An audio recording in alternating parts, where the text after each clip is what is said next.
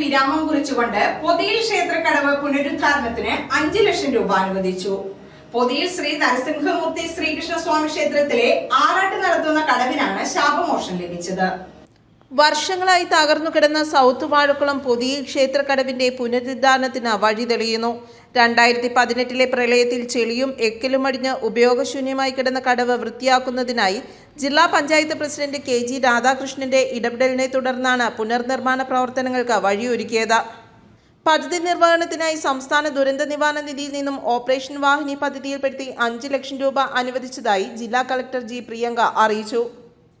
വാഴക്കുളം ഗ്രാമപഞ്ചായത്ത് 4-ാം വാർഡിൽ സ്ഥിതി ചെയ്യുന്ന പൊതിയിൽ ശ്രീ നരസിംഹമൂർത്തി ശ്രീകൃഷ്ണസ്വാമി ക്ഷേത്രത്തിലെ ആറാട്ട് നടത്തുന്ന പുണ്യകടവാണിത്.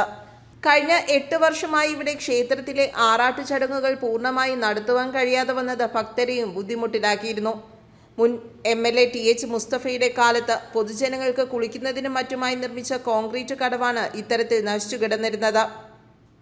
കടവിന്റെ പുനരുദ്ധാരണം വേഗത്തിലാക്കണമെന്നാവശ്യപ്പെട്ട് ക്ഷേത്ര ഭാരവാഹികൾ ജില്ലാ പഞ്ചായത്ത് പൊതുമരാമത്ത് സ്റ്റാൻഡിംഗ് കമ്മിറ്റി ചെയർമാൻ PA മുക്താറിനും ജനപ്രതിനിധികൾക്കും നിവേദനം നൽകിയിരുന്നു. ഇതിനെ തുടർന്ന് ജില്ലാ പഞ്ചായത്ത് പ്രസിഡന്റ് KG രാധാകൃഷ്ണൻ സ്ഥലം സന്ദർശിക്കുകയും ജില്ലാ കളക്ടറുമായി അടിയന്തര ചർച്ച നടത്തുകയും ചെയ്തു. ഉദ്യോഗസ്ഥർ സ്ഥലത്തെത്തി പരിശോധന നടത്തിയതിന്റെ അടിസ്ഥാനത്തിലാണ് കളക്ടർ അടിയന്തരമായി ഫണ്ട് അനുവദിച്ചത്.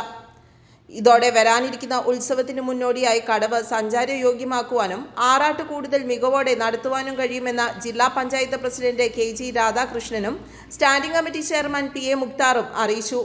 ബ്ലോക്ക് പഞ്ചായത്ത് അംഗം ഷാജിദ നൌഷാദ്, വാർഡ് അംഗം സുമയ്യ ഷിഹാബ്, മുൻ വാർഡ് അംഗം KM അബ്ദുൽ അസീസ് എന്നിവരും സ്ഥലം സന്ദർശിച്ചിരുന്നു.